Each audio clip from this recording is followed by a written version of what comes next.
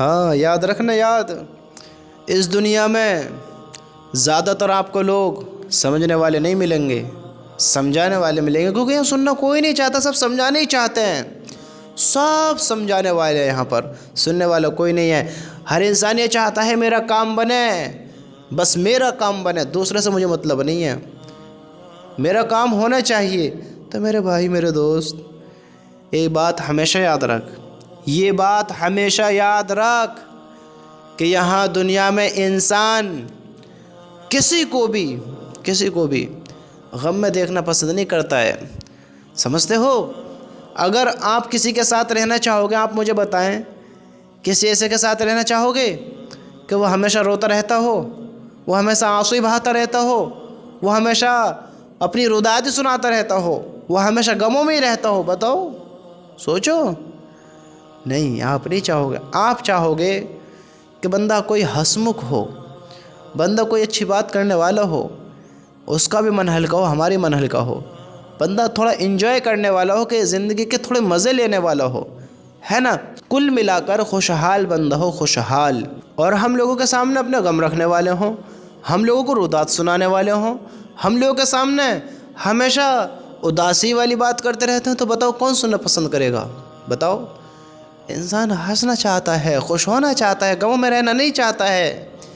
تو سنو، یہ جو تمہارے من کی کتاب ہے، یہ جو تمہارے من کی آہ ہے، یہ جو تمہارا درد ہے، اس کو ہر انسان کے سامنے نہ رکھو، ہر انسان کو اپنی روداد نہ سناؤ، ہر انسان تمہاری روداد نہیں سنے گا، سمجھتے ہو؟ ہر انسان تمہاری فیلنگز کو نہیں پہچانے گا، تمہارے درد کو نہیں پہچانے گا۔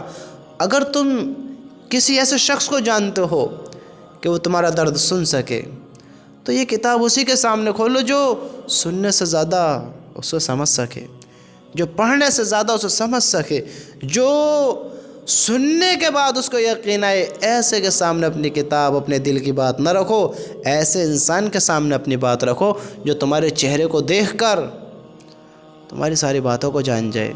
ایسے بھی انسان ہے، ایسے بھی سمجھدار انسان ہے، ایسی بات نہیں ہے، لیکن ہمیشہ یاد رکھنا، تمہیں زیادہ تر لوگ ایسے ہی ملیں گے جو تمہارے درد کو نہیں سمجھیں گے۔ تو میرے بھائی، یہ جو تیرے من کی کتاب ہے، یہ جو تیرے من کی بات ہے، یہ جو تیرے من کا درد ہے، یہ جو تیرے دل کی آہ ہے، ہاں، اس کو لوگوں کے سامنے نہ رکھ، لوگوں کو اپنی روداد نہ سنا۔ لوگ سننے کے بعد تجھے آرام نہیں پہنچا سکتے، تیری مدد کوئی کرے گا، کوئی نہیں کرے گا، تیرا ساتھ کوئی دے گا، کوئی نہیں دے گا، اور ایسے انسان کو لوگ پسند نہیں کرتے۔ میرے رب کی قسم، صرف اللہ ہے، اللہ اللہ اللہ۔